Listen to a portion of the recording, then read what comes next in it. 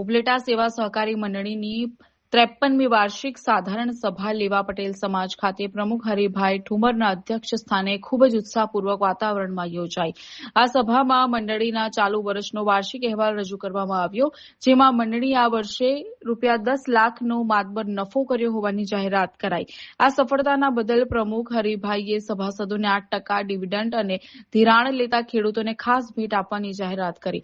આ પ્રસંગે પૂર્વ ધારાસભ્ય છગનભાઈ સોજિત્રા, નગરપાલિકા પ્રમુખ વર્ષાબેન ગજેરા, જિલ્લા બેંકના ડિરેક્ટર નરસિંહભાઈ મોગલપરા અને સહકારી સંઘના પ્રમુખ ગોપાલભાઈ સખિયા સહિત અનેક અગ્રણીઓ વિશેષ ઉપસ્થિત રહ્યા હતા। આ ઉપરાંત ડીબી રામાણી, નરેશભાઈ લક્કડ, કેડી ગજેરા અને કિશનભાઈ વસોયા જેવા સહકારી ક્ષેત્રના અગ્રણીઓએ પણ હાજરી આપી હતી। આ સમગ્ર કાર્યક્રમનું સફળ સંચાલન આરડીસી બેંકના ઝોનલ મેનેજર ભાવેશભાઈ પાદરિયા દ્વારા કરવામાં આવ્યું હતું। સભાને સફળ બનાવવા માટે મંડળીના મંત્રી નરોત્તમભાઈ ગજેરાના માર્ગદર્શન હેઠળ વિશાલભાઈ મુરાણી તથા દિનેશભાઈ સાવલિયાએ ભારે જહેમત ઉઠાવી હતી। હું હરિભાઈ ઠુમર આજરોજ ઉપલેટા સેવા સહકારી મંડળીની 63મી વાર્ષિક સાધારણ સભા મળી।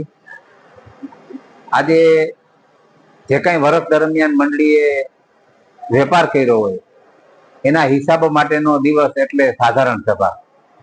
ખેડૂતોમાં ખૂબ ઉત્સાહ હતો। મંડળીએ 10 લાખ જેવો નફો કરી અને 8%નું ડિવિડન્ડ આપ્યું છે।